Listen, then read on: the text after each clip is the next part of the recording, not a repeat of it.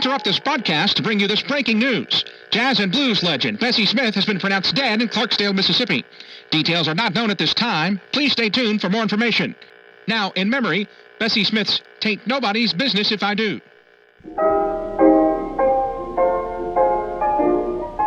Bessie Smith was known, or is known, as the Empress of the Blues. She was making records and people were buying them. In late September 1937, late at night, coming in from Memphis to Clarksdale, Bessie and her driver were coming down Old 61. She was brought by ambulance to Clarksdale's G.T. Thomas Hospital, but it was too late by then. I'm going to do just as I want to. It is the most blues historic place in the world that you can stay. You know, it's got the rich history of pre-hotel, which when it was the G.T. Thomas Afro-American Hospital, Bessie Smith, the great blues singer from the 20s, died there in 1937. Then in 1944, Frank Ratliff's mother started the Riverside Hotel, and it's been continuously operating ever since then. This place was built in 1920-something. These doors are the original.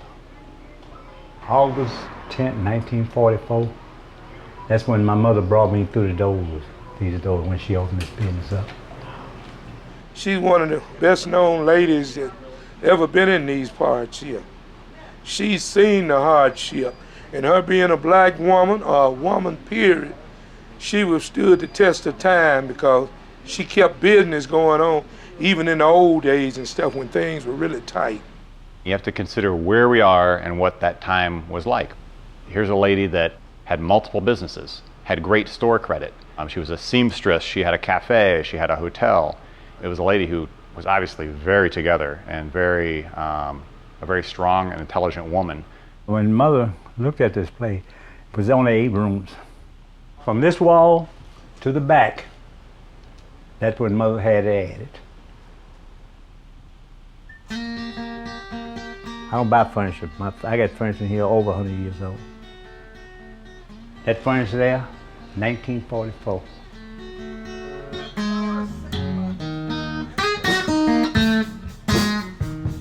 You look around, all these pictures, these people have stayed here, lived here, some of them lived here. Room 9, Ike Turner. He lived here about 4 or 5 years before he left. The Rocket 88, Ike Turner, it was written by Jackie Brunson. When the music, everything was put together in the basement. They went to Memphis and recorded it. Everybody that stayed here called Mom Mom. John Lee Hooker, Sam Cooke, Muddy Waters lived here. When he tells you, you're staying in the Muddy Waters room or the Pop Staples room or the John Lee Hooker room or whatever, they stayed there. So the music history is just incredibly rich. I mean, you're staying right where it happened, where the guys who made the music stayed. They played with me, and when I was small, when I was 4, 5, and 6 years old, they come in, they lived here, and after they come from a gig, from playing, they go back there and get me out of my bed. You're staying here because of its history in a lot of ways, but the part of the history happens to be, of the living guy who owns and runs the place. My impression, the place is a very unassuming place. Like people, appearances aren't that important. It's one of the most unpretentious places I think I've ever been to. Came in and kind of fell in love with it immediately. Learned about all the people who'd stayed here, and I think we're in Sam Cooke's room, or it's all really cool stuff. So, and then Rat, the owner's quality, he's a really good guy. Rat is actually connected to the history. He's not a tour guide that has sort of studied the pattern and gives it out, or he's not a MA history student who's just telling you what he's learned.